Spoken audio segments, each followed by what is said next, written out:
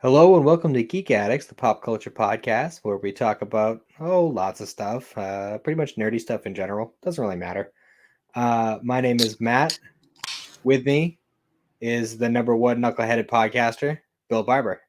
How you doing, Bill? I'm tired. I'm very tired. Yeah, I feel that. I say this every time we podcast. Well, I mean, we do it on Friday nights, so it's kind of one of those assumed things. We're not. I mean, we're both still technically in our 20s, but Not we're also that at that point in our lives where that kind of doesn't mean much. we're in the final countdown. Like that's gonna be ending very soon, and I don't like it. For me, especially, I'm only like 2 months away from 30. Actually, a little Don't bit less.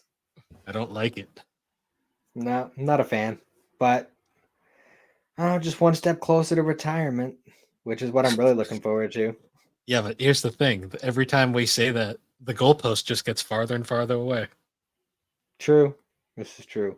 But I'm also really looking forward to being like, you know, a grandpa that watches anime True. and plays like video games and shit. Like, our generation is going to be like the funnest grandparents. True. Very true.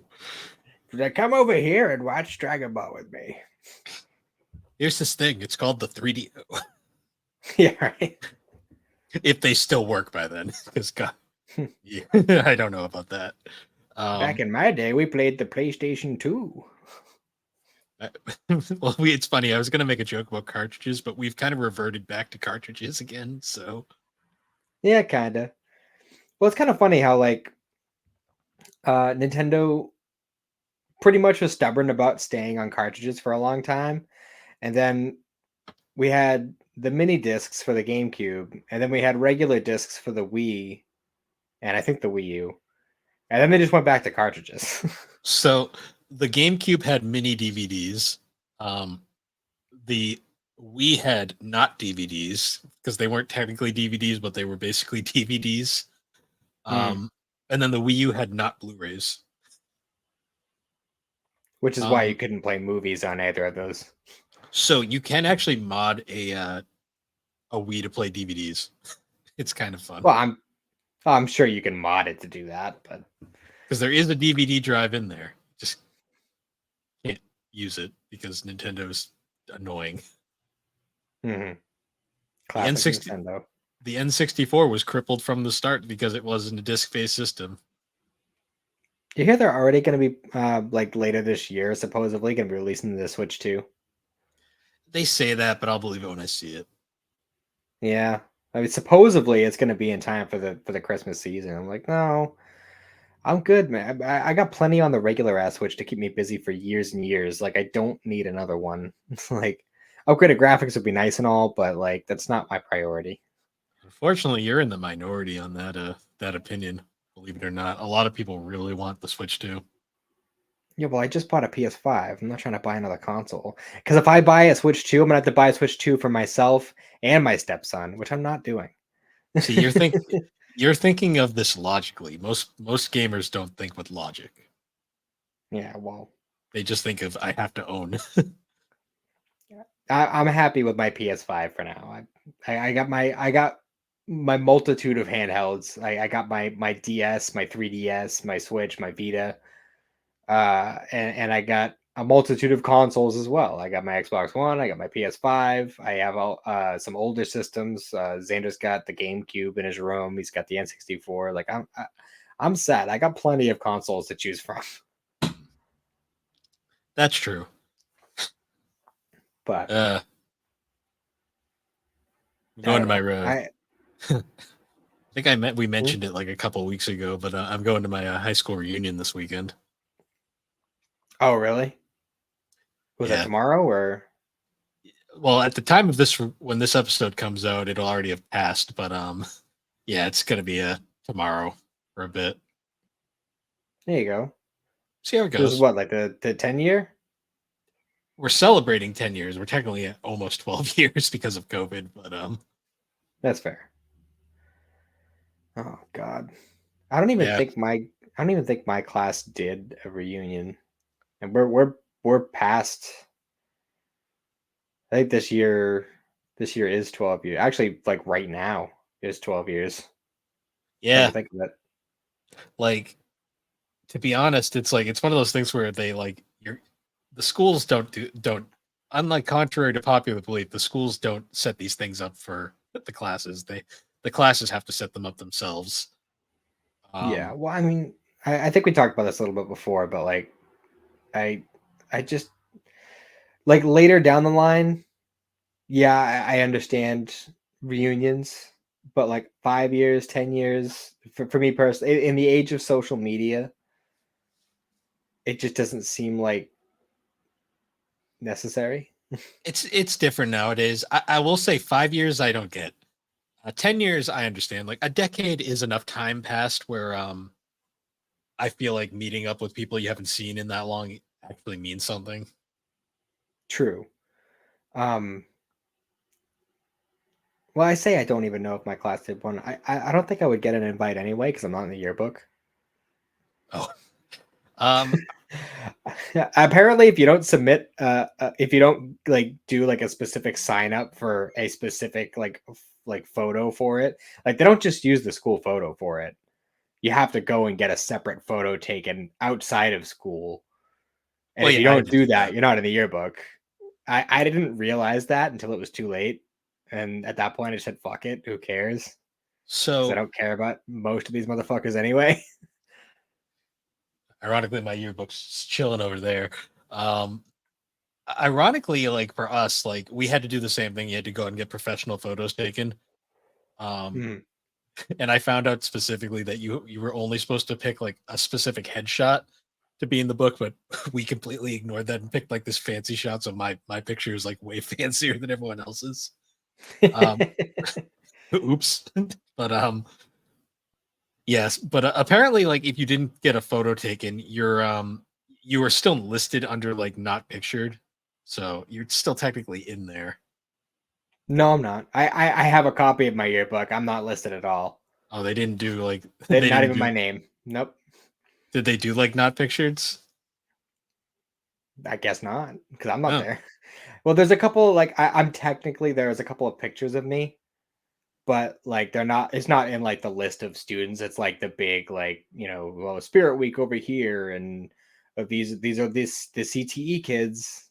Like there's a couple of me like there's a couple of pictures of me in like the automotive section and there's one of me in like one of the big like collages, but it's like literally like the tiniest itty bitty picture sandwiched in there of me dressed up as Goku for superhero day. we never did. We didn't have superhero day. We had the boring ones like Twin Day, which fuck that. The fuck is Twin Day? You dress up like someone else. Basically, two people dress up the same and pretend to be twins. That's Yeah, I know. that's really dumb. We had, I think we had Hat Day, like the dumbest ones, like that everyone does. One of my Yeah, we didn't. favorites though was I think it was a superhero day, and there was this kid that I used to hang out with, Tyler, and he dressed up like Russell Crowe from South Park. He literally carried a house plant around with him the whole day. Yeah, that's It was good. pretty great. That kid was a riot. My favorite was like Decades Day, where everyone dressed up as a different decade, and I dressed up as a 1900s prospector. You know what's really sad What? is that kids now have those kinds of Spirit Week like theme days about our generation. I'm aware. Like I saw Yeah. this thing today that really depressed me, and it said that we are now as close to 2050 as we are to 1990. Yes. I don't like that. I'm not a fan. We're getting to a point now where like, well, I mean, like if you want to feel really old, like Linkin Park's first two albums are both 20 years old now. Yikes. Yeah. Have you Jeez. you want to feel really old? Listen to the classic rock station. You're going to be shocked what some of the bands that play on that station are now. Oh, I believe it. I believe it. I mean, I hear songs from like the late 2000s on like throwback days and shit. I'm like, that's not that old. Like, we're not old, I swear. I mean, it's almost to the point where 2015 was 10 years ago. That just doesn't feel Yeah. right. Yikes. Uh, yeah, so we're old. And we do podcast. That's the new thing now, is all the millennials do podcasts now. Yeah. Because what else are we gonna do? That's We're the all thing. antisocial. Well, no, we're not You know, like, antisocial. We just don't like seeing people in reality. true. That's why. Well, I mean, yeah, COVID, but like, no contact delivery is a thing. You know, Well, I mean, leave it on my doorstep is a thing. no contact delivery was something that should have existed before COVID. Yeah. Well, it's never gonna go away now. It's one of the best things that came out of that like period of time. True. Um. But yeah, I don't know. Time is weird. Yeah, yes, it is. Speaking of things that are old, um, see what I did there. We're talking about Naruto this episode. Surprisingly older than I thought. Well, the manga is pretty old. I mean, It's about 99. 99, right? Yeah. Yeah, that's that's older than Actually, I think Inuyasha came out the same year. Really? I thought Inuyasha was older for some reason. Nah, but Inuyasha is not as old as people would well, actually, I might be completely wrong. Give me a second here. Oh no, I'm thinking of the anime came out in 99. Well, 2000, so right around there. It was Okay. 96. It was 96, which not that much older. Hmm. So yeah, Naruto. Um, so I guess I'll kick it off. What's your first experience in Naruto? When did you first like started getting into it? Um, so it's kind of sad. Naruto was. I remember my first experience with Naruto was Toonami would show ads for it like 24/7 back in the day, like on Cartoon Network. Hmm. Um, They used to do like marathons a lot. oh yeah, um, and it was one of those shows where I'd see it, and I'm not gonna lie, the first time I saw it, I thought the main character was annoying as fuck. Oh, he super is. I actually have been watching. I've been starting it with Cindy. We're on the tuning exam right now, and God, the early episodes are so hard to get through now. Yeah. Like, so keep in mind, at this point, my anime experience was Sailor Moon, Ronin Warriors, Dragon Ball, and Inuyasha. Hmm. Um, all of which have generally not annoying protagonists, depending on your thoughts on Sailor Moon or Kagome. Uh, but in my opinion, generally not annoying protagonists. So when I see that the new hot anime is Naruto and everyone won't shut up about it, and I watch one episode and I'm like, I don't know about this one. This guy really annoys the shit out of me. Yeah. Um, it wasn't the easiest for me to get into, I won't lie. And I kind of casually observed it for most of its run. Cause so I'm thinking about it like in terms of release. So let's do a little research here real quick. The anime debuted in 2002. So that's actually newer than I thought. Yeah. I think I could be mistaken, but I think Naruto was the Oh, first anime to experiment with CGI, so like in a significant way. this is even more crazy. The US English dub didn't air until 2005. That tracks. Because That's I didn't get into it until they were already on the tuning exam, and I remember specifically being really into it because, well, first of all, because just like the whole concept of the power system and stuff, I thought was really cool, but also because I was the same age as the kids, yes. so Yeah, that so that kind of had its own appeal to me. this is why I was confused because Inuyasha, I'm just going by what I watched at the time. Inuyasha's first episode aired in the US in 2002, so right around when Naruto was starting in Japan. Okay. Okay, so that explains why like Naruto. I think Naruto came out around the point where I was kind of losing interest in anime. Okay, that makes sense. Like other than like the couple that I was into, like I wasn't like that was like kind of where my first the end of my first expansion period ended. Hmm. Where I kind of Inuyasha was about as far as I was going to branch out at that I get point. that. Um,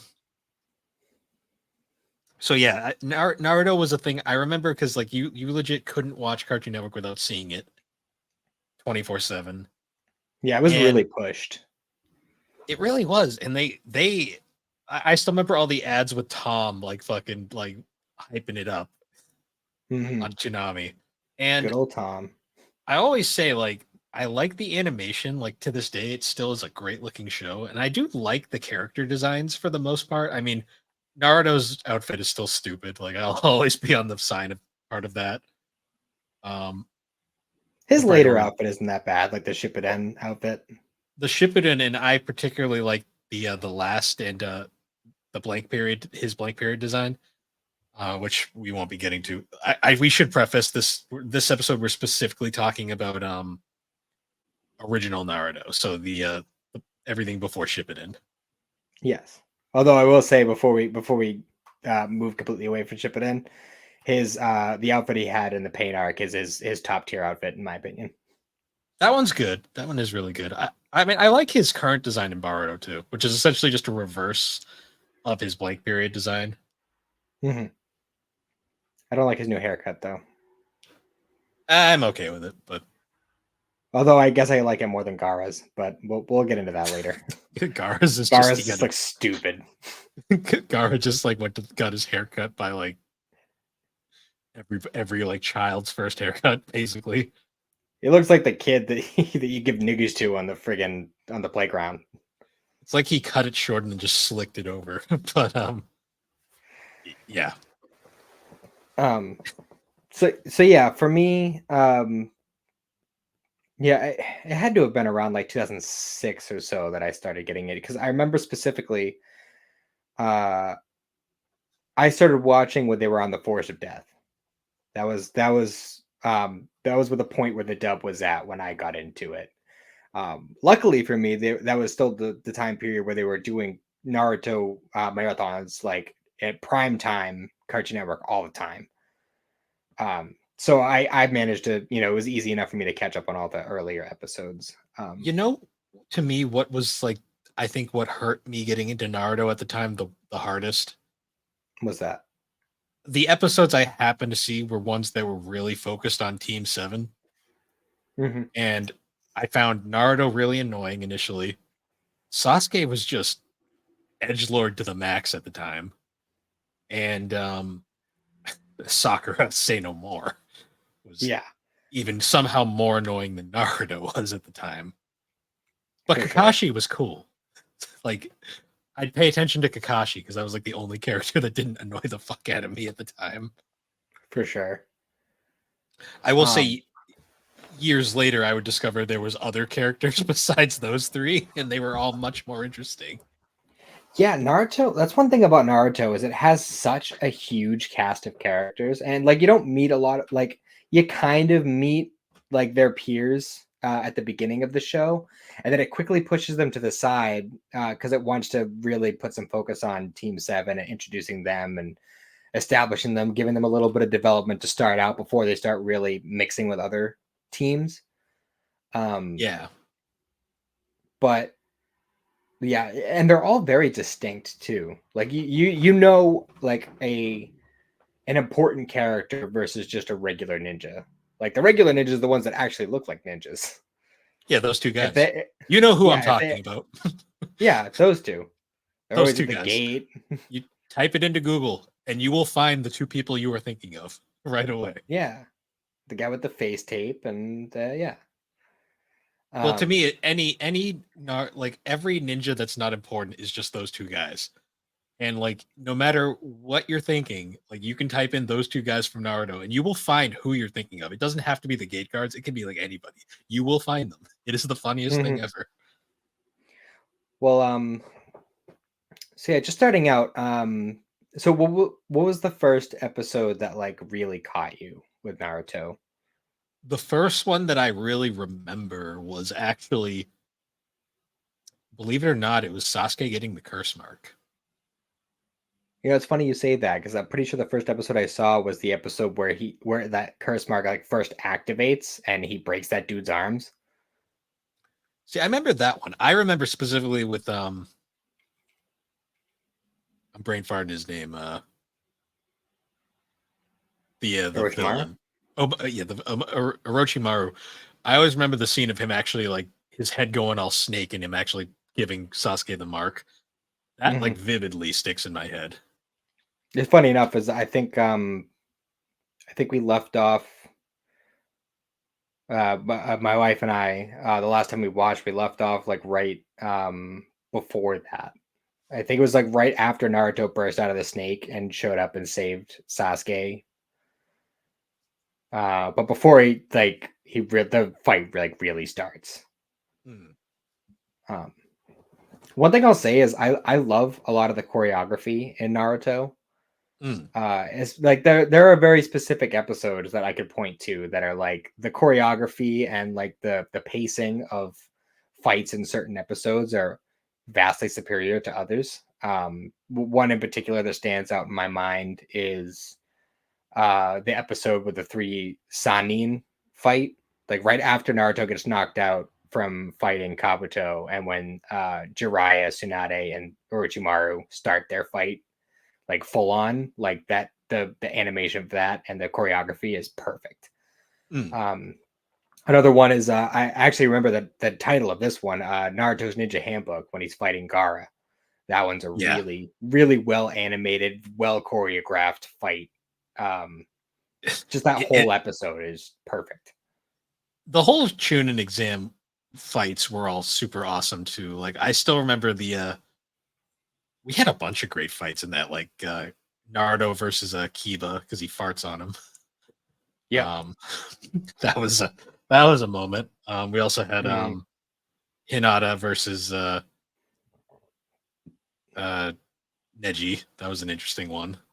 The fight that made everybody angry. Well, yeah, because Neji was such a prick early on. Yeah, no kidding. You And it's weird ironically, too because like he didn't seem like that much of a prick until that fight.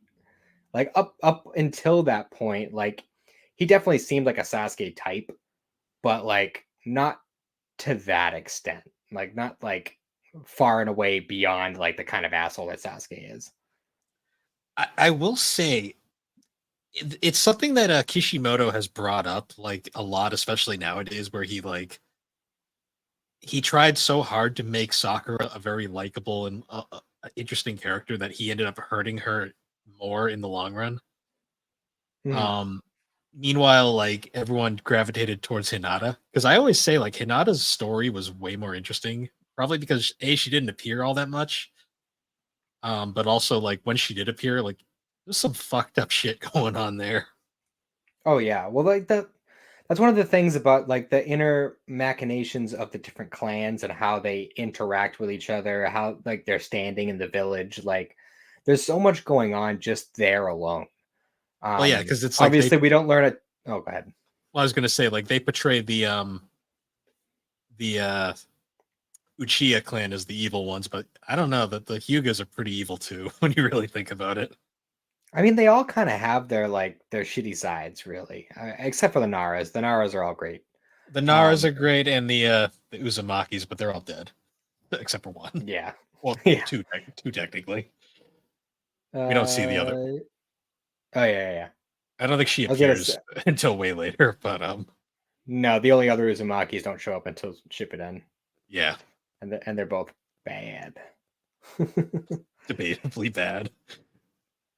Well, Well, at the time, I guess, but that's the thing about Naruto is like all the villains are debatably bad. also like the whole theory behind Naruto literally like he wins every battle with the power of friendship. Yeah, talk no jutsu. People make that joke, but you watch the series, you're like, holy fuck, it's true. Yeah. It's like how many? That's like that could be a drinking game on its own. Is how many times Naruto meets a villain, and he goes, oh my god, he's just like me. Like every time. It's like, oh my I god, have we had like the same childhood. I know. Yeah, I will say like that's another thing. Like you don't learn all of it in original Naruto, but like the more you learn about Naruto's backstory as the plot goes on, the more you realize, fuck, he's annoying, but you kind of get it now. Yeah, there's kind of a reason why he is the way he is. And I guess you get the same about Sasuke, but like obviously Sasuke goes in a very different direction. Well, the difference Um, is Naruto, like both of them had equal. Well, it's funny because Naruto had an awful childhood. Sasuke had a decent childhood, and then like both of them had kind of events that just completely ruined their lives, essentially, just at different mhm, time periods. And Naruto managed to come out of it better because of the people who were around him. Meanwhile, Sasuke had nobody around him and basically pushed away anybody that could have helped him, and that's why he becomes the way he is. mhm. Um, so obviously, so we start out, we meet our main characters. They gotta go through their little training and stuff. And then we jump into the bridge arc. Hmm. And I think this is, while I definitely think that first arc is rough at points, because at this point the animation is still pretty choppy. And it's something I've noticed going through it again with my wife recently. Um, a lot more than I used to, especially when you compare it to newer animes. The animation at the beginning is very iffy early at early times. 2000s. Like it's like when you go back and watch original Dragon Ball and like you watch and you go, it looks good, but oh, you can see that it's definitely an 80s anime. For sure. But as it goes on, you start to get to some of the later parts of that arc, and it definitely improves a lot, especially with certain scenes. And then we meet our first set of debatably bad characters. Obviously, Zabuza is he's pretty bad, but he kind of gets not a redemption at the end, but um, sympathy, I guess, or empathy towards That's his story. that's the one thing about Kishimoto is he is very great at making compelling characters. The problem is he also has a horrible tendency of killing off compelling characters. Yeah, and that was one of those things when Haku died. It was just like such a gut punch, especially the way he dies. Well, Haku is the I'm trying to remember. Is he the one where they make the joke about that he looks like a lady, or is that a different character? Yeah, it's the one where Naruto's like, "Oh my god, he's prettier than Sakura." Oh yeah, I remember because his first appearance, he's only like somewhat like androgynous looking, but then they reanimated that scene later for in a flashback, and they made him way more feminine looking than he was originally. And I'm Well, they like they also had did him walk out into the woods in a pink kimono when he first like meets Naruto without the mask, and it's like they knew exactly what they were doing there. Like true. The flashback of that scene though is like, oh my god, they just went all out on it. for sure. Like he's got the lipstick and eyeliner on, and it's like, oh my god. Hmm. Um, Um, but yeah, that was a really interesting arc, and those are very good starter villains, I will say. Because they really affect like okay, you got Zabuza who's like the hard like he's the blood mist village rogue ninja, and then you have like the sympathetic uh tragic backstory Haku. And this is a formula that we're gonna be going forward with throughout the entirety of Naruto. I think like one of my just best ways of describing like this whole series is basically anytime something happens, I'm always like, that's deep, man. Hmm. For sure. Yeah, Naruto's got a lot of really dark moments. Despite being such a lighthearted, like goofy show, It it is a gets real violent dark show. sometimes. It is a violent anime too. A lot of people don't realize just how Oh, violent extremely. even Shippuden is. And the manga I mean, is even more so.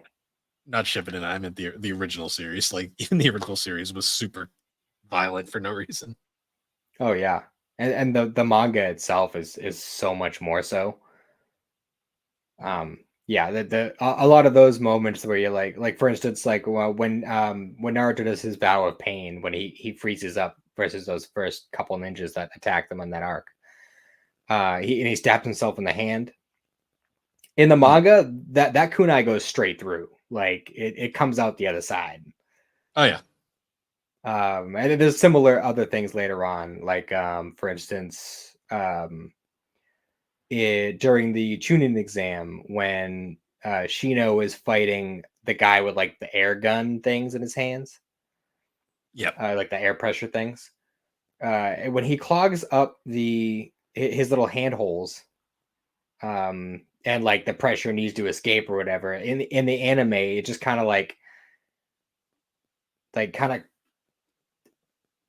like it's like puncture wounds almost. Like the pressure built up and there's like punctures and that like he just got like holes in his arms. In the manga, his arms literally just blow the fuck off. Like his arms are gone. Yeah. Even the way Shino has his bugs, like in the anime, it just shows like he has like 3 holes that they just kind of go in and out of, and it makes it seem like those are just permanent fixtures in his body. In the manga, they literally burst through his skin every time, like fucking Wolverine. Yeah, Shino's jutsu is fucking just disturbing on so many levels. Extremely, It's one of the extremely, and most interesting ones, but holy fuck, is it terrifying. yeah, certainly creative, but like I don't know, it's on some Junji Ito shit. If that was the jutsu I got, I'd probably fucking kill myself because I would not want to deal with that. No kidding. I'd rather be in the dog clan, thank you. Can they adopt me? Yeah, yeah, I know.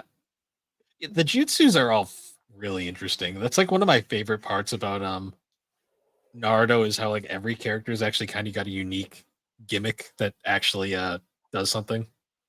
Yeah, and there's such a diverse amount of different kinds of techniques and jutsus and styles and um I mean even just like the main character's main power is making more of himself. And Also, that's such an interesting thing. I love the irony too of like Naruto starts off like he can't clone himself for shit, but then like he later because Naruto is like the definition of overcoming your weaknesses. He ends Mhm. up becoming probably one of the strongest like people with cloning the shadow clone jutsu. Yeah, he takes his weakest technique and turns it into a specialty. And that's really Naruto in a nutshell. Yeah, it's actually refreshing rewatching, and you remember just how pathetic Naruto kind of was at the start, Oh, for real. But at the especially same time, because oh god. I was going to say, especially considering like I'm not going to say Sakura because Sakura is useless, but uh, At least in the uh, first show. I oh, agree. in the first show that she's incredibly useless, um, Unquestionable. especially compared to Sasuke, who just has like pulls powers out of his ass. I swear, sometimes. Well, it just sucks with Sakura because like they set her up like she had so much potential. Like she was like the best in the class. She had the best chakra control. She had all these things going for her. But then they made her And annoying as fuck. yeah, for real. Like nails on a chalkboard. Like get this bitch away from me. Well, I Like mean, it's like the whole obsessed with Sasuke thing. That's whatever to me. Why was she such a bitch to Naruto? I get he's annoying, but like she took it like too far at times. because she's spoiled, and that's one of the things that was like one of the biggest like early defining moments for Sasuke was when she's going on like literally making fun of him for having no parents. And you'd think with how obsessed she is with Sasuke, she would know that he has no parents and that she might, choose her words a little bit more carefully in that scenario. Like, and Sasuke just like, no, you suck. Like Naruto is way better than you. Like, for like right off the bat, that's like one of the first things Sasuke says in the whole series. You suck. Like Naruto sucks too, but you suck worse. Like, I also love the irony of the fact that like the only reason Naruto likes Sakura is because Sakura likes Sasuke, and he has to one up Sasuke on everything. Yeah, pretty much. I don't know. Like Naruto's weird obsession with Sakura just it just doesn't make any sense to me. Like, why would you like her if she's such a? Ugh, It's it's it just it's just sucks. it's you realize it more in hindsight. It's all because he's trying to one up Sasuke. Yeah, Once, because you notice like later on, like once that whole thing kind of stops being a thing, he stops being interested in her pretty fast. yeah. Um, so yeah, we get through that whole arc without going into too much detail. And then it starts the tuning exam arc, which is like the first big sprawling arc, which is going to introduce a trend of bringing in lots of new characters. Yes. Because even just among like their immediate Leaf Village peers, um, like you meet a lot of them just in that arc alone. Well, that was the big reveal too. That like, oh yeah, there's more villages than just the Leaf Village. Mhm. So yeah, out of like the three other teams, like which one do you tend to gravitate to the most, and like what are your favorite characters out of them? I mean, Especially especially in the early episodes. so out of all of them, Team 10 is by far the most interesting, but that's probably mostly just because of Shikamaru. Yeah, that's Um, fair. I mean, Shikamaru is like the unofficial seventh, like Team Seven member, even though he's part of his own team.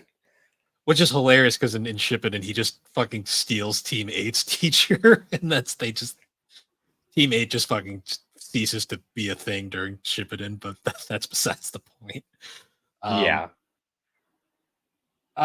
yeah, I like Team 10 because they generally tend to have also their whole gimmick is just interesting because they're basically this team that's like eternally these three clans are just always together because their Mhm. powers work so well together.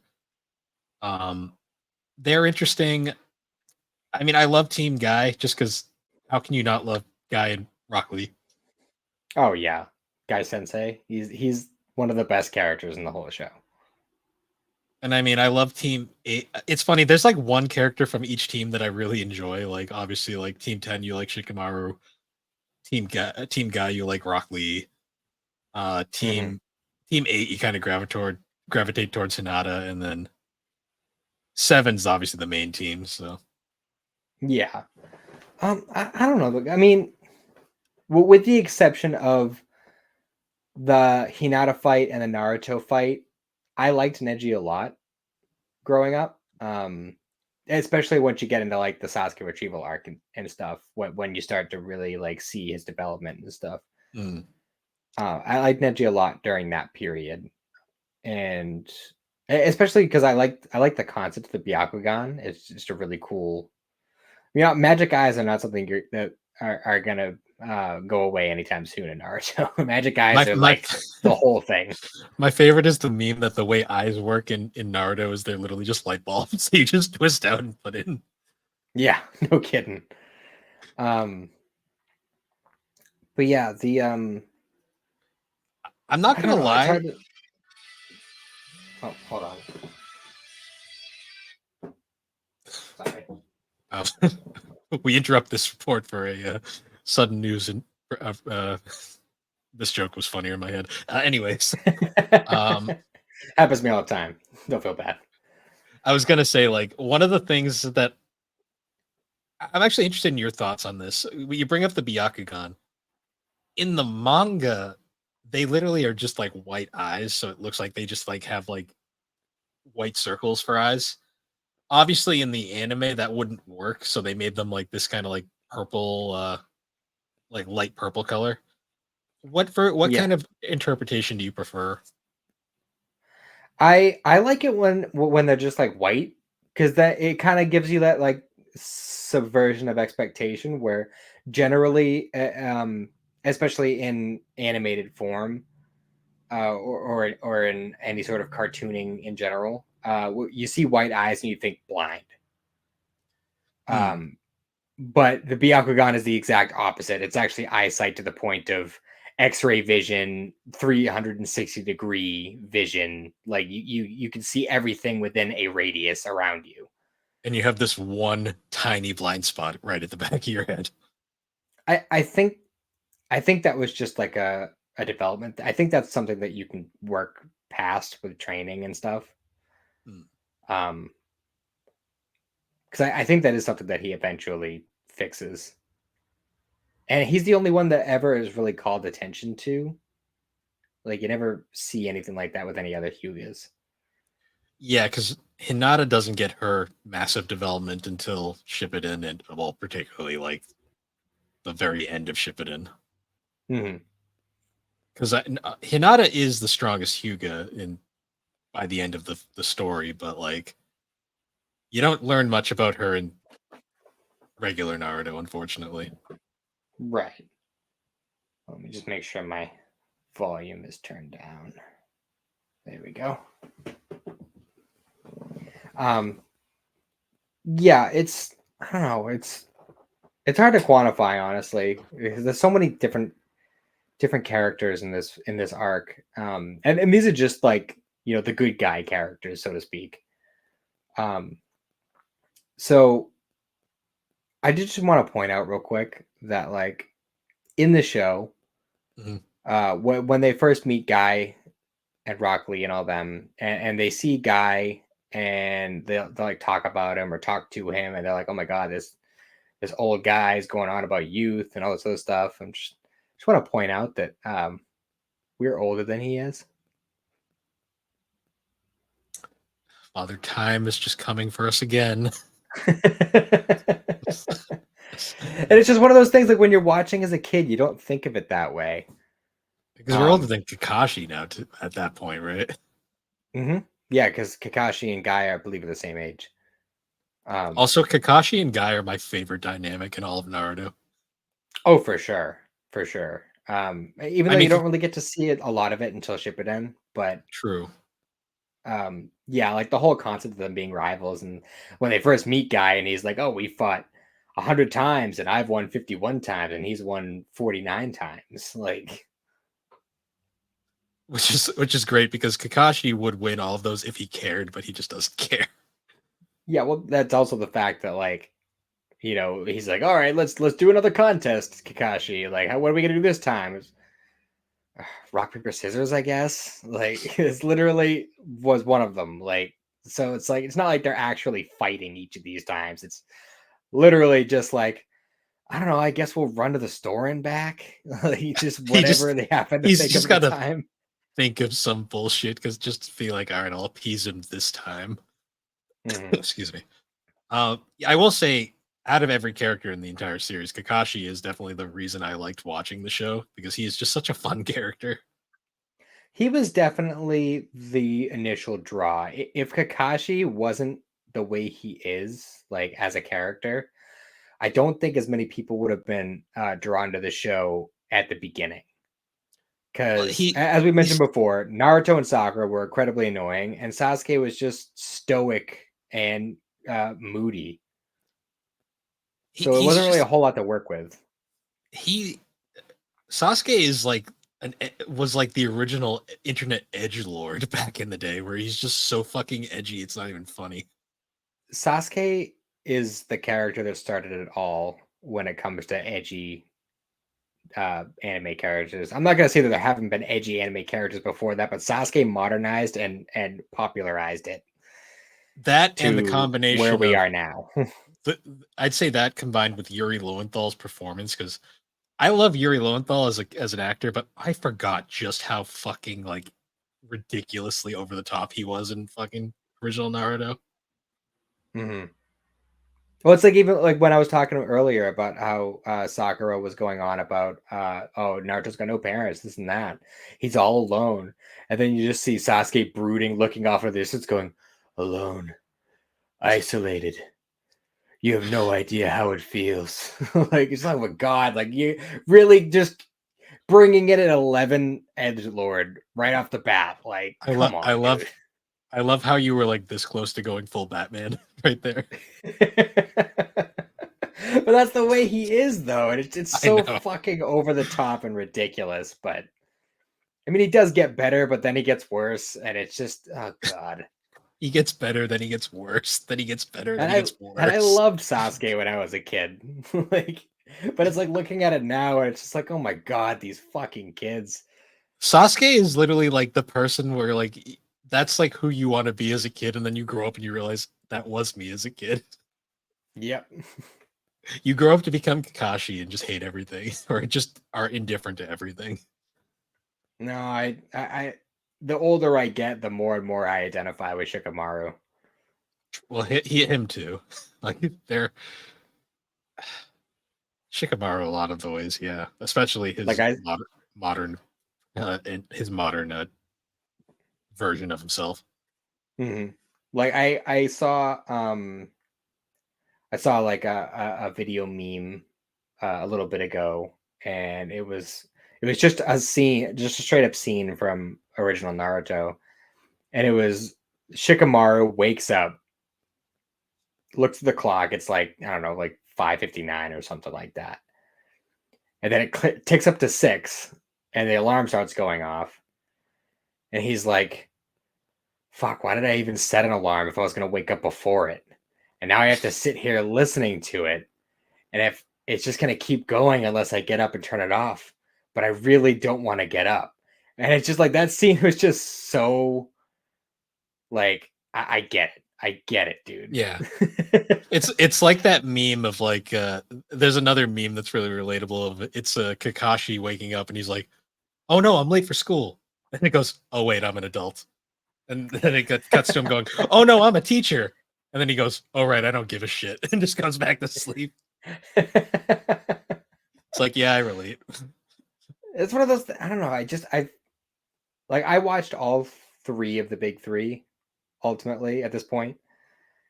And Naruto was the one I identified with as a kid, and it's still the one I identify with now. It just like the characters just feel the most real in that show. In Out of those hindsight, 3 at least. yeah. In hindsight, rewatching it like now as an adult, I kind of see like I realize now that it is a much tighter written show than I initially thought, and you have to get through the early periods of annoyance, but like once you actually get the way once it picks up fast. Mhm. The only downside is we haven't really brought it up yet, but Naruto, especially Shippuden, but even original Naruto, is probably one of the most infamous cases of filler in anime. Yes, I will say one of the reasons why I tend to kind of champion the first series over Shippuden is because it at least had the decency to save all the filler for after the canon stuff.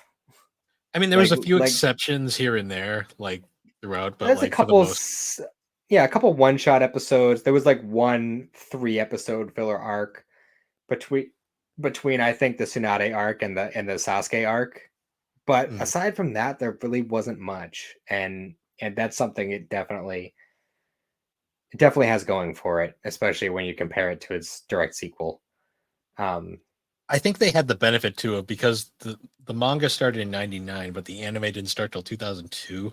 They had a couple years worth of stuff written, so they didn't mhm, have to. They had enough to work with right off the bat. But of course, eventually they caught up. yeah, and one thing I really liked was that like the way that the shows are portrayed, I suppose you could say, like the lens you look at original Naruto through versus Shippuden, um, like you're kind of seeing it through the perspective of the kids. Because Mm. in the first series, there is all this stuff going on in the background that will eventually come to a head in the follow up series, and you see pieces of it throughout the first series, but until you see the big picture, you don't really notice it. Yes. Um, like for instance, there's a scene where uh, you see Kakashi at the memorial, um, and I think he was talking to Asuma about about Sasuke, and just super like down low in passing, like Asuma's just like, "Is it for Obito?" And that's the only mention of Obito throughout the entire first series. Mm. But like, that is such a loaded statement when you know the whole story. Yeah, Like so you can't even really fathom how important that one line is. there, there is so much foreshadowing in this series. Like that's why this is a fun show to rewatch because you notice so many things that you missed the first time around. Mm-hmm. And then like even like it's something as simple as why is Orochimaru so obsessed with Sasuke specifically? It's because he tried to go after Itachi and fucking Itachi wrecked him with no effort. Itachi Like, was Itachi was such a fun character when he first showed up oh yeah, because for you were sure. just you were meant to hate him when he first showed up, and then as everybody knows, Shippuden explains what actually happened. Like one of my favorite things is like you. There's the meme where it's like you start the show hating Yukashi and I mean not Kakashi, hating Itachi, and then by the end of his storyline, you end up loving him. Hmm.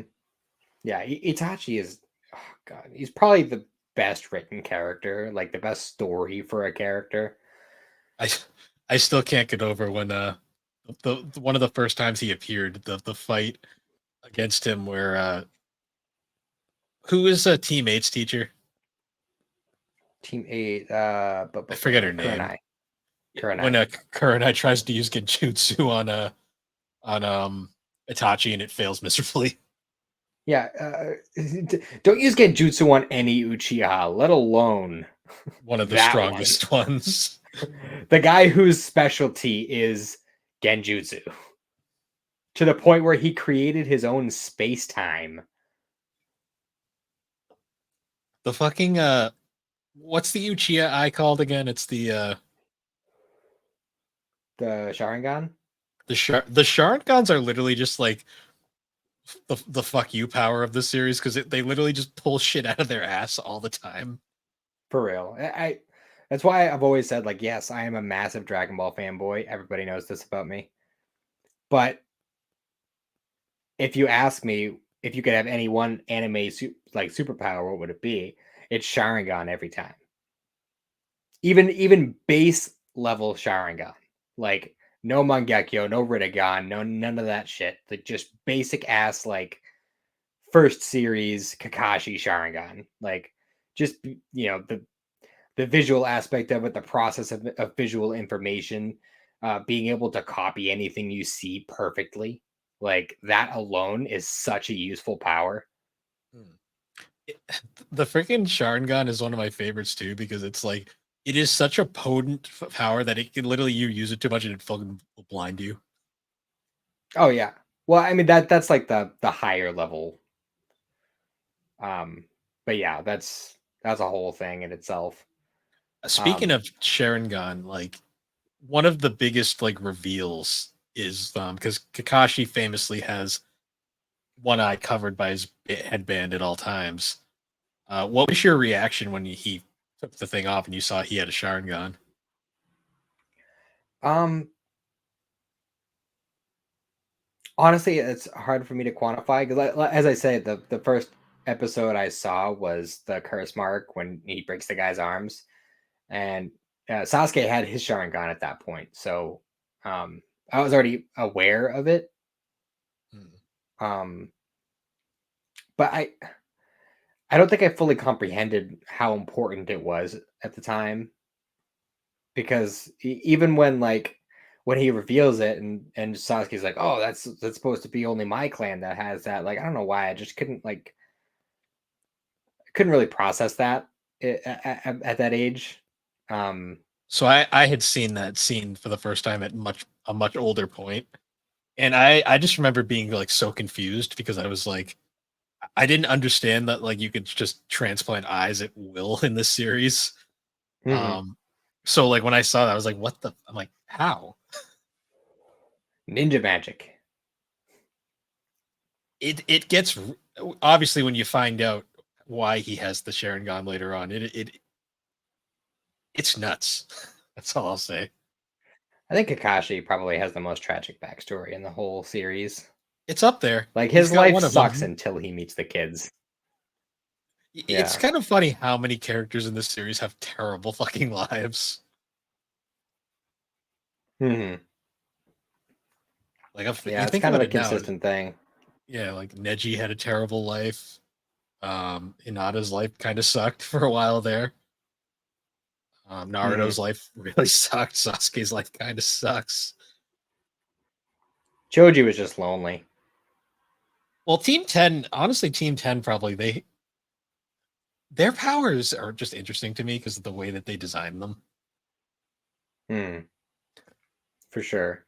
Shikamaru's power is still cool, just like shadow manipulation. Yeah, I always liked that too. But I love how like I know this is technically Shippuden, but I love how when they're like explaining like the different like chakra types and stuff like that, like elements and all that other stuff, and Naruto's like, well, wait, how the hell does the shadow stuff work? And it's just like, we're not going to talk about that. Just literally just push that to the side. It's like I Forget don't about want to it. You're explain not it going to right use now. that anyway. Yeah. Yeah, that's But a so how did you feel about like Orochimaru's first introduction? Like when he first shows up and he's in his disguise and then eventually he reveals himself to be who he is, and like maybe you don't he really know fully the effect he's going to have on the series going forward, but he definitely has a staying introduction. I found him creepy to begin with, so he was very effective right off the bat. Hmm. Um, I knew for a fact he was going to be more important than he was letting on to. Um, and he didn't. He kind of like had that air of like this guy is not going to be easy to get rid of. That is the understatement of this show.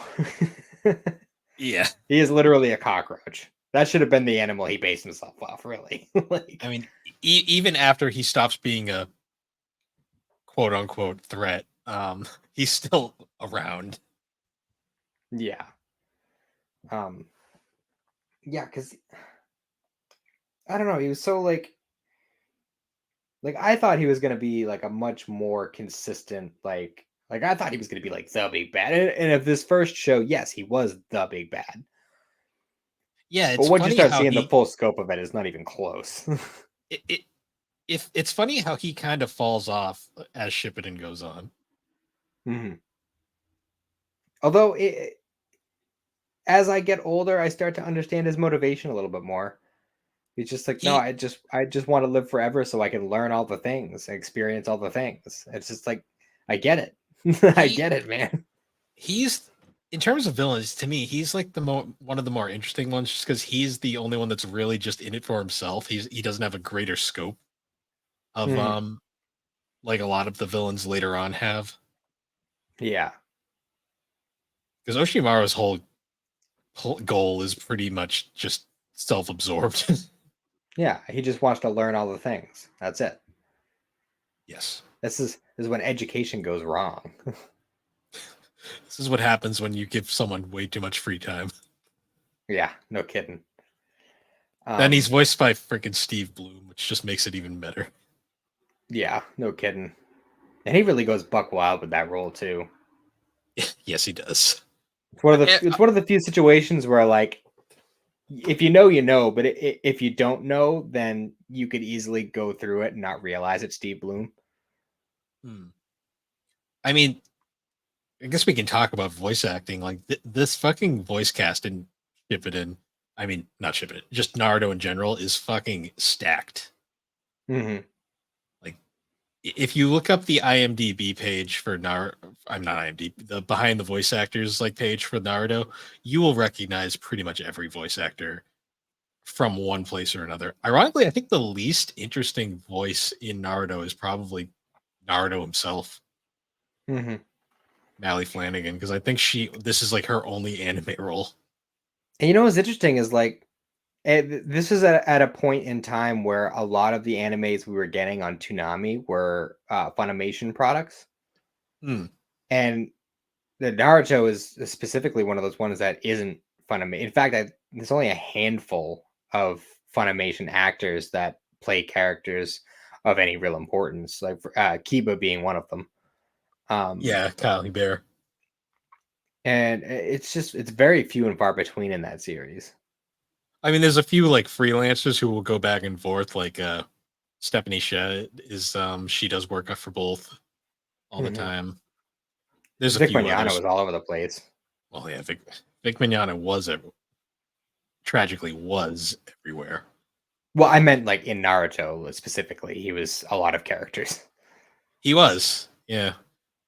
Thankfully, Um, most of those characters never are going to appear again, so we don't have to be disappointed. But yeah, most of them died. yes, they did. A lot of people die in this show.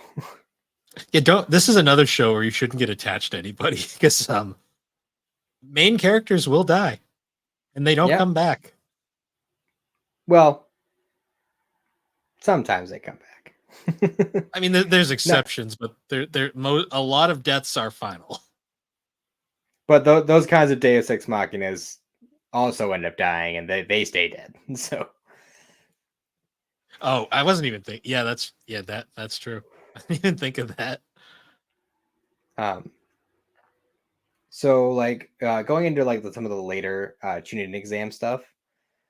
Um, well, first of all, when you were going through the first time, were you expecting a written test? Because of the school arc at the start, I was kind of. Because we just watched that I think last weekend, Cindy and I, and she literally was just like, seriously, a fucking paper test. Like, what the fuck? But then, like, as you go along, and you're like, oh, it's not actually about the test. It's about testing, like, how well you can like, covertly gather information. Like, and that totally makes sense for like a ninja test. Um, and then they go through the whole force of death thing, and I feel like after Orochimaru, the force of death becomes incredibly less interesting. Yeah, once the big moment happens, it's kind of like, why are we still here? And then like, they tried to give Sakura her big moment where she like cuts her hair and Oh yeah, I forget she had long hair so often in the show. yeah, because she just keeps it short after that. Well, because that was another whole like Sasuke thing. Because it was like I think Sasuke made a point that he liked long hair, which was actually a lie, I believe. Yeah, I'm pretty sure that was just like a rumor like that they just heard about and they just ran with. I don't think Sasuke ever really gave a shit about girls. No, like because that's one of those foreshadowy things where like you notice how like all the girls in the class have long hair that are obsessed with Sasuke except for Hinata.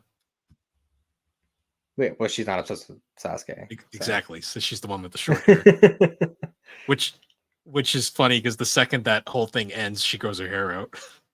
Mm-hmm. Just a funny little like little thing I noticed there.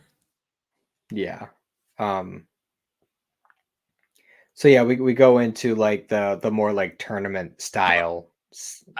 Going back though to the Sakura cutting her hair thing, I get the whole symbolism of that scene where it's like the important haircut trope. Um, I have to point out though that her arm was fully free motion and she had a knife. He could have stabbed that person so many different ways. Yeah, and then she resorts to biting, Yeah, which is I know. like, all right, so you're literally just an annoyance at this point. You're not going to do anything by doing that. That's a scene where it's like this is a really awesome scene until you actually tear it apart and realize what the fuck was wrong with her. And she's using like basic like kindergarten ninja techniques trying to fight these guys, and it's like, what have you been learning this whole time? Little Miss Smarty Pants over here, and she's using basic ass shit. Yeah. Like oh, that scene bothered the fuck out of me like years later because I'm just like, she has a knife, stab her, like for the Yeah, love of God. for Oh, real. Like even if you want to do the whole like hair cutting thing, you cut the hair, and since she was pulling on it, that like cutting the hair throws her off her balance. Spin around and stab her in the chest. Like the worst part is she wasn't even like guarding herself. She was wide open everywhere. It was like, oh my God, Sakura. yeah, and it was kind of like the same thing with the other guy when she did like the whole substitution thing. Um, like the bait and switch of like she substitutes the first couple times, and then the third time she acts like she's going to, but then she actually takes the hit. just so she can get a hit on him. But then she stabs him in the arm. Yeah. Like, you're not gonna go for anywhere a little bit more fatal? I No, don't know. it's a Sakura we're talking about. She doesn't know what fatal means. Little Miss Smarty Pants doesn't know how to aim a knife. Like, I don't know. Like, there's a lot of reasons to dislike Sakura, and She's even when such they're she's such a poorly written character. That's like which is sad because it's coming from a series that's full of well-written characters. well, that's the thing is Kishimoto is really bad at writing compelling females. When he's trying to, because like somehow like Hinata is the most compelling female in the entire series, and she was like the afterthought, to be honest. Yeah, and she was kind of also a stereotype in a lot of ways. True. I mean, she gets a lot better But in Shippuden, but well, yeah, she has development, and yeah, Sakura does too. But it takes an entire series to get to that point. and the damage was so done by that point that like people didn't even care, honestly. And then you got like he's like Kishimoto says that his favorite girl is 1010, but literally gives her nothing. Ten is so like insignificant that I forget she's there half the time. Yeah, she's the obligatory girl of Rock Lee's team. Like whenever she appears in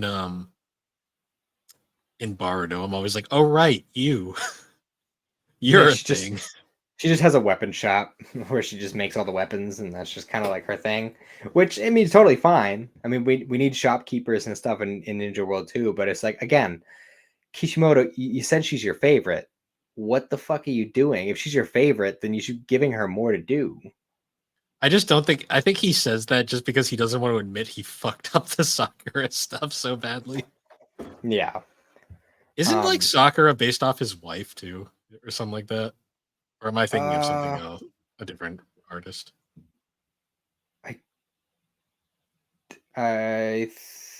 You might be thinking of One Piece. 'Cause I think that's supposed to be. I think I heard the same thing about Nami. Maybe I I could don't be know. wrong though. I'm not 100% sure. I might be thinking of a different show because I know a bunch of creators do that. Because I feel like I heard the same thing about One Piece, and that's why so many girls are just Nami clones. Because like that's like his type, and that's what his wife looks like, I guess. Well, I mean, to be fair, most of the females in One Piece look very similar. Yeah, especially in black and white. Well, they all have like one face and one body type. So Yeah, extremely thin waist, very long legs. That's One Piece in a nutshell. giant boobs. That's Kishimoto's thing. I mean, not Kishimoto. That's Oda's thing. Oda, yeah, Oda's definitely a boob guy. Kishimoto's more of a Um, butt guy. You can tell by I don't Sakura know. that the amount I mean, I guess so. I don't know. that's I feel like another. it's hard to tell with Kishimoto because he did the whole sexy jutsu thing, and like Oh, we he haven't kind of even doesn't talked about we haven't talked about that yet. doesn't leave a whole lot to the imagination, regardless of what you're into. True. Um, Yeah, sexy jutsu. What was your first reaction to that? uh, holy shit, naked lady. I was That was 12. that for well, I was 11 and I remember seeing it and immediately looking like to see where my parents were because I was like, "Uh-oh." Well, luckily, the first time I watched, like when I was really getting into art, like a lot of those marathons I remember happened over the weekend, and I was at my dad's house on the weekends, so less of an issue for me. Uh, True. so then the harem jutsu was like Jesus Christ, There's a lot of questionable things in Naruto. and I love the way that comes back around way later. Like Oh yeah. it's perfect, perfect. My favorite Sakura quote in the entire series. Yeah, it's like I can't believe that worked. Oh Oh jeez. jeez. Um, but yeah, so we move a little bit more into like the tournament stuff, like the more tournament structured part of the tuning exam. So they get to the force of death, and they're like, shit, we have way more people for this than we thought we were going to that made it through. We got to thin this out a little bit. So they have a little like prelim tournament. Just one round, just to cut the number in half. Uh, Obviously, there's the fight that everybody knows is the best one. Aside from that one, are there any in particular that you liked over the others? I'm not gonna lie, I don't really remember most of them. So But we had I think Sasuke fought first, and he fought the chakra sucking dude. That's where he did the whole like Lions Barrage thing, which was a really like epic reveal for a very mundane attack. yeah, Um, and you could say a similar thing about Naruto's big thing in his fight against Kiba. We yeah. had Neji Hinata, Choji versus the weird mask sound guy. Neji We had Hinata's one I Shikamaru versus Bell remember. Lady. Huh? Oh yeah, I'm just like the only ones I really remember are like Naruto, Kiba, and Hinata, Neji, just because they had like emotional moments. Yeah. Well, I feel like this little prelim thing was mostly there just to kind of showcase some of the different powers. Yeah, Um, Especially since at that point we hadn't seen very many of them do much, except for like little bits and pieces. Um, and like I think like yeah, it was to like show like some of our main characters, but I think the biggest purpose of it was to show what the villains could do. Because we at that point we hadn't really seen anything from like the Sand People. We've seen this some of the sound stuff, mm. like the Sound Village guys, but to a lesser degree I than forget. you would maybe hope. Was this the same point where like Sakura Ino happened, or was that a different fight? Yes, yeah, I, because they fought to a draw, so they both got knocked out. their whole thing during early Naruto was so fucking annoying. Yeah, well, I'm glad that from that point on, where they kind of just like wave it away, and it's like, okay, like we're still rivals, quote unquote, but we're cool. We'll still go out and have lunch or whatever. Like, Well, especially when like way later on you get the actual backstory of what happened between them, and it's like this is so dumb. it really is. Like, they have the whole stupid flashback. Oh, we're doing flower arranging today. Like, what the fuck? This is a goddamn ninja school. Fuck your flowers. I want to learn how to stab. Maybe if they had spent less time on flowers and more time on knife work, maybe she would have known how to fucking stab someone. Yeah. Well, especially I'm because sorry. later on, I get really worked up over that shit. I know. Well, to me too, it's like the whole reason that those two hate each other is because they both like the same boy, and it's like really Yeah, this it's shit. really. And it was like they were like six. They were six, and Ino was such a bitch about it. Like Yeah. I don't Ino's a know. It's character just that grows on you the farther the thing goes, but she was awful in the beginning too. I'm not gonna lie. oh for sure. Um. So yeah. I guess this is a good time to drop the weights, so to speak, because that was let's be real. That was the moment that like cemented Naruto as like a killer action show. Like yeah, we had some good fights, like some cool show power showcases and stuff, but Rock Lee versus Gara was the jumping off point for most people. Like that is the fight generally people point to and say this is like peak shonen Oh, you mean battle. you mean jumping on point? Yeah, Yeah, like honestly, yeah, because that scene, that fight goes so long, and so it's like it's just mental too, because it comes from one character that we barely know anything about at this point, and another character who was kind of a joke character for like the first half of the series. but ends up being like one of the deeper characters. Like the whole Bizarrely, concept of being a ninja I mean obviously like we kind of have that with Naruto himself, but like the whole concept of like a ninja with literally no talent, like cannot use chakra, period. Like mm. which is like far and away beyond Naruto. And of course, you also got to figure at this point in the story, Rock Lee became a Genin a year ago. Yeah. So he went from literally no name, can't do shit, to one of the strongest kids in the entire village, if not the strongest at this point in time, Strictly in a off of year. willpower, basically. Yeah, from very extreme training for a year. He got to the point of being able to go toe to toe with the main villain of this arc. Yeah, I always forget Gara was a villain at first. Yeah, what they put a real focus on it too. It's like once we really start getting into like his backstory, like that's rough. Yeah, his was pretty bad too. Like, Jesus Christ, everyone's miserable in this series. So I have to. I know we're kind of jumping around a little bit, but I have to ask. Once they did the big reveal about Gara and his whole deal about how he's like Naruto, um, did you see it as just like, oh, this is just another big magic monster that they sealed away, or did you say, oh, Naruto's got the nine tails, Gara's got the one tail? Yeah, I kind of connected the dots. There's probably more of these things. Yeah, because like that was one of those things that I always kind of like connected with, and then like later on when you realize like the whole backstory with all these tailed beasts, you'd think Shukaku would have had a little bit bigger of a reaction um when the toad turned into the nine tails. Hmm. You know, it just I don't know. It's just one of those weird things where you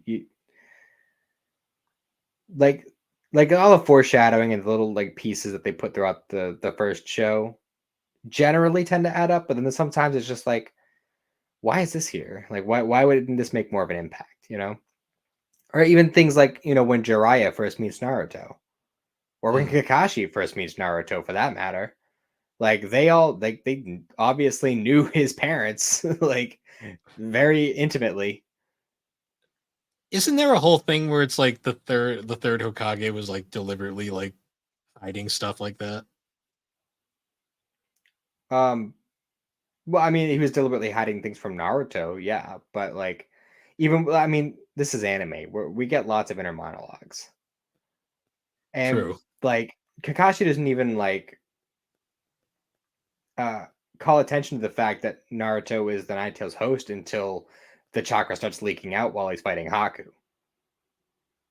So like True. that doesn't even dawn on him until then. And then you got Jiraiya, who is his literal godfather, who's like, "Nah, fuck you, kid. I'm not training you. I mean, Like, I get like away from Jiraiya, me. but he, I got ladies to spy on." I like Jiraiya as a character, but he is kind of an asshole. Especially right at the beginning. Like, I mean, even at as he the end, goes he on, he has his great moments, but he is kind of an asshole his entire time as a character. yeah, he spent all of Naruto's savings on hookers. Yep. That's the thing that happened. Hookers and booze. Yep. And the one popsicle that they shared, which And they say go became very symbolic later.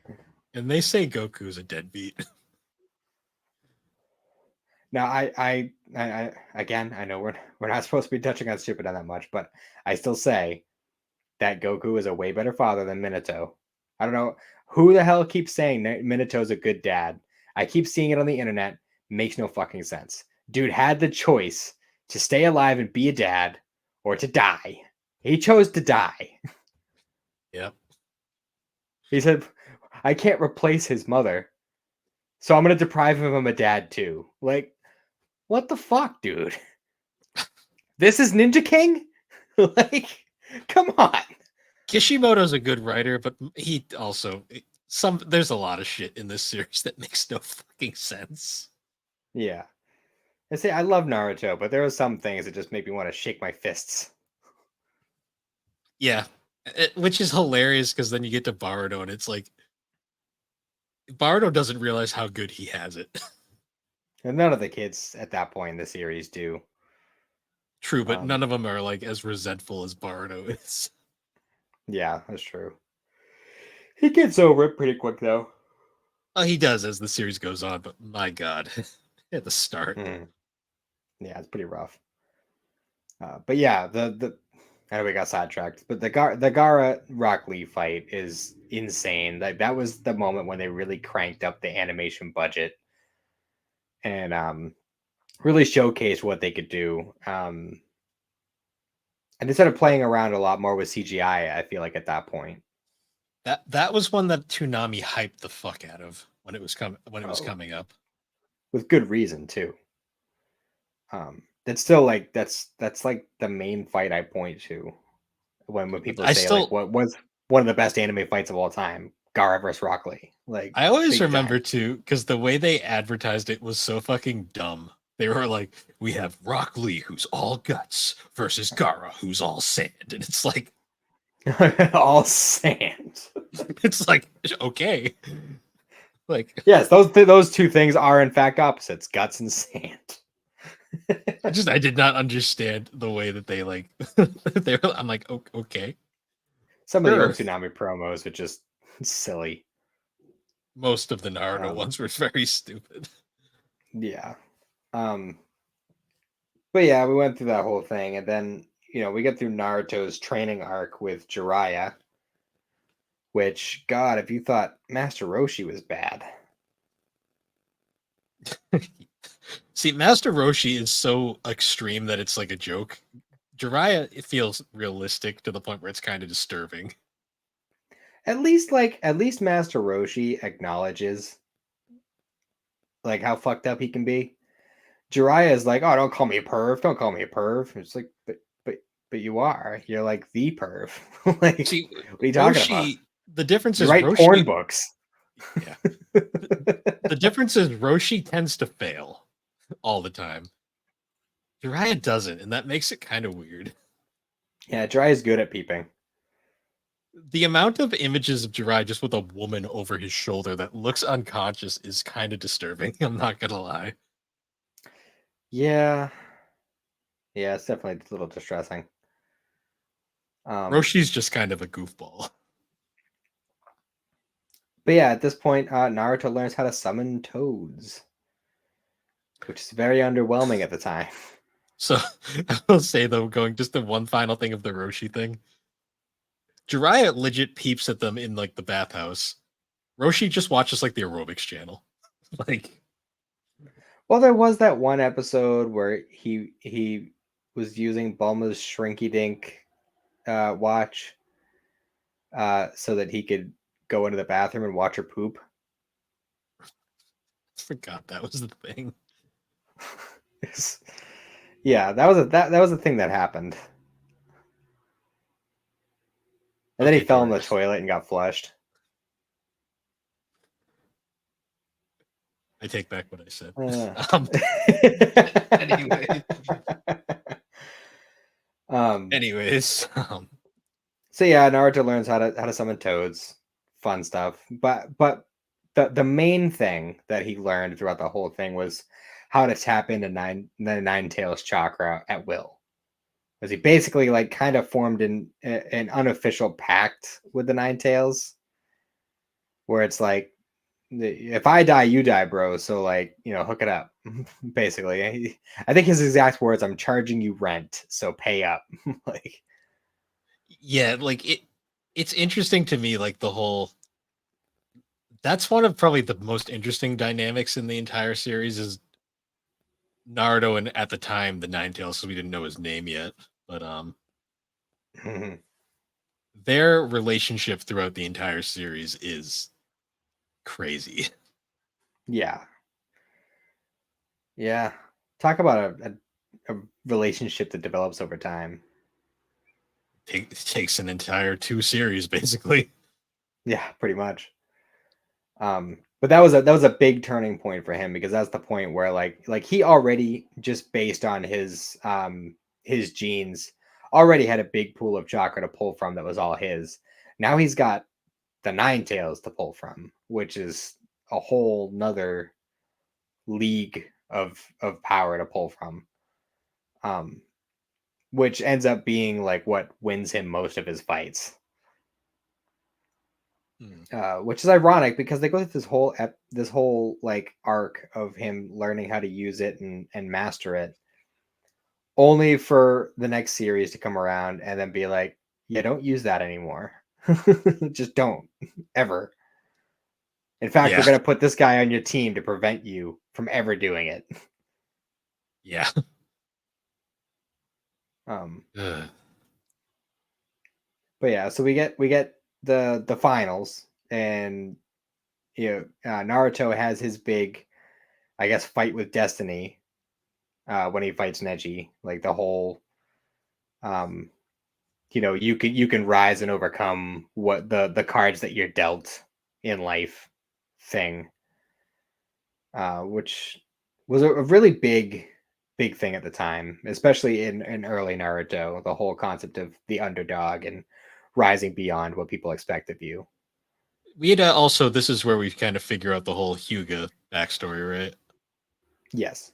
Where Neji is essentially a fucking slave, despite being like related to like the head of the clan, like bullshit. Yeah. It's one of those things where like his dad and the current head are twins, or were twins, I should say. And it was like Yeah, this whole stupid thing where it's just like, oh, I ended up with this brand on my forehead because my dad was born 2 minutes later than his brother. Like, which is a really like, I don't I feel like there has to be some sort of parallel there to something in real life with um Japanese culture. Like that had to be like a thing, because it's just like the way it's written, it just feels too real for it not to be. mm, Especially because the Hyuga clan is very much like a traditional like Japanese type of aesthetic to them, yes. It's yeah, also in a way too. that a It's lot of other characters don't. the brands on the forehead are, I find really disturbing too, because the whole idea is that they prevent the eyes from being stolen once the Hyuga dies. Yeah, But they're also, they can use them to control them, which is just fucked up on a lot of levels. yeah. Basically, it's like you could just activate like this, just at the spur of a moment, just be like, yeah, I'm just gonna stir your brains up a little bit, real quick. Like, Yeah, it's really fucked up. It's one of those things that like I'm glad like you find out later was kind of phased out for mhm, future generations, but at the same time, it's like, damn, there's a reason why like this family's kind of fucked up. no kidding. So we go from that to Shikamaru's fight, which he didn't even want to. He was going to give up. He was just going to bow out before the fight even started. Um, but was it Naruto that pushed him out? I think it was Naruto. I think so. Just Well, kind I of mean, shoved him into the arena. people always say like that Naruto has the bromance with Sasuke, but in reality, I think he has the bromance with Shikamaru more than anybody. Oh, for sure. Like that was definitely a point I was going to bring up, is that like they make a huge deal about Naruto and Sasuke being like best friends, being brothers, like all that other stuff. But like, let's be real. Like Shikamaru is Naruto's best friend. Like they are best friends. There's a reason why Boruto and Shikadai are like best friends. Like it's, yeah, that's just a thing, and I love that. I love that Naruto has that kind of friend to back him up. Yeah. Um, It is funny too, though, the whole running joke that the two laziest kids in the class are the ones that are running the village now. yeah, right. It's pretty great. Um, so yeah, there's that whole fight, which really is like the first time that it really showcases like, oh yeah, Shikamaru is like outrageously smart. Yeah. Um, but he just doesn't like to apply himself, which as a child in middle school, I definitely identified with. Also, I can we bring up like we haven't mentioned it yet, but the forehead protectors, like headbands, Mhm. not like how like none of them wear them, right? Yeah, well, I mean, it kind of makes sense when you think from a design aspect. Like you don't want them all to look exactly the same. I know. I love the fact that like it's this whole like symbolic thing, and then like so all of them on team 7 wear them normally, but then you get to team 8 where like Hinata wears it as a fucking necklace. Um, Shikamaru wears it as an armband. Ino wears it as a belt, and then like Choji's got his own custom one out of nowhere. Yeah, he's got his head underwear. Yeah, basically.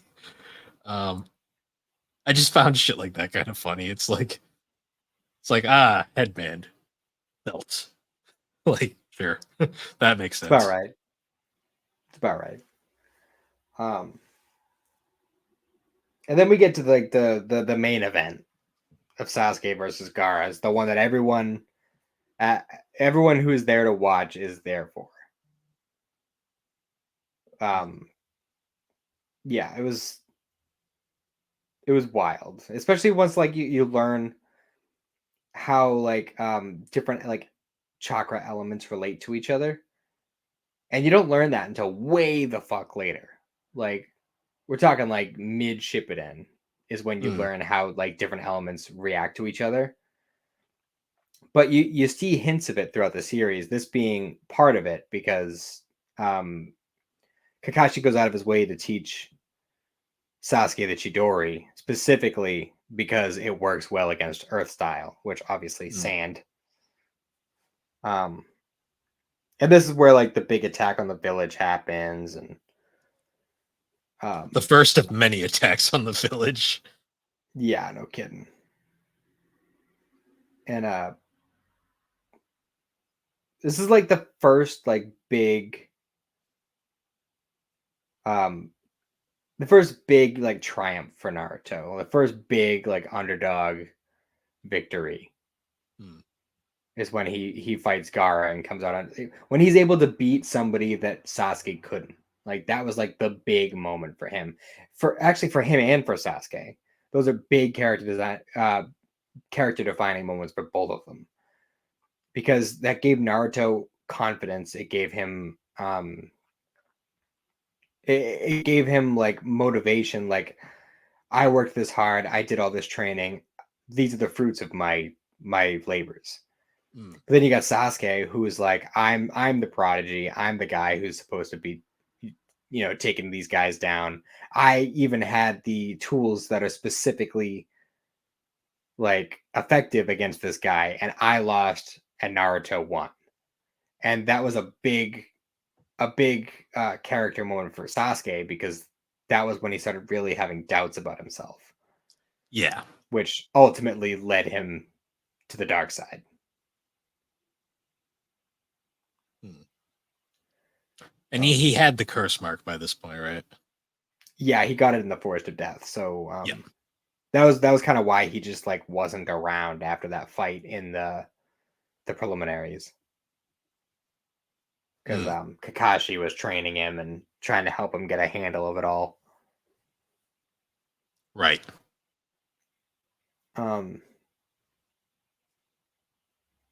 so I don't know. Do you think this should be a two-parter? Um, I mean, how much more of this do we? How much more of original Naruto is left? Well, we still have the Tsunade arc and the Sasuke arc. Mm. Yeah, it is getting kind of late. Yeah, maybe we should cut this up into multiple parts. Yeah, because even the first show is pretty long. That's The for second sure. show is significantly longer. Yeah, although you can cut like a good like third of it out because it's all pointless. Yeah, no kidding.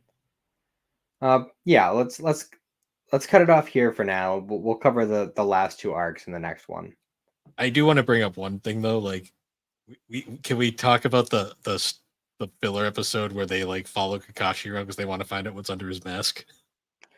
I love that episode. That's up there for me with like one shot filler episodes with the Goku getting his license episode Yeah, I just love the for idea sure. of like the giant lips or like the buck teeth. Yeah, and then like every time friggin' like somebody else sees his face and they just get like the big hearts in their eyes, like even the ramen guy. Yeah, I love too, like whenever he eats, it's always like off screen, and then like it cuts back to him, and he already has the mask back up, and you don't see it. Eats an entire bowl of ramen in like 2 seconds flat. Yeah, it's just Yeah, it's outrageous. such a goofy character design, but hey, it's memorable. Yeah, I don't think there's anybody. Even if you didn't watch Naruto, you know who Kakashi is. He's just such a recognizable character. So many Kakashi cosplayers during COVID. Hmm. No So kidding. many. Um, but yeah, so we'll probably do this as a two-parter. Do you want to do that next week, or do we want to take a break and come back to it? Um, we'll we'll talk that over. If we come up with something else we want to do, because it wouldn't be a bad idea to break it up, especially since we just did a Yu-Gi-Oh two-parter. Yeah. Um, so if we can come up with another idea, we'll do that. If not, we'll just fall back on this. Okay. You remember we originally thought we were going to do all of Naruto in one go? Yeah, well, I mean, we yeah, did Dragon Ball all in one go, but that was a almost 4-hour episode. So and we barely touched on the specifics. We were kind of going a little bit more into detail in this, and even that, not nearly as deep as we could have. yeah, that is true. But But yeah. So we'll definitely revisit this in the future. Not sure when exactly, but we'll get to it at some point. But for sure. anyways, guys, once again, thanks for joining us on Geek Addicts. You can find Geek Addicts on all the major podcasting platforms. You can also find the episodes on YouTube with both audio and video editions. And if you'd like, you can find all of our links at linktree/the Barber Who Games, or you could join the GNC Podcast Network Discord server to find all things GNC, 3DO Experience, Geek Addicts, talk gaming, anime, or just general nonsense. And with that, everybody, we will see you all later. Have a good one.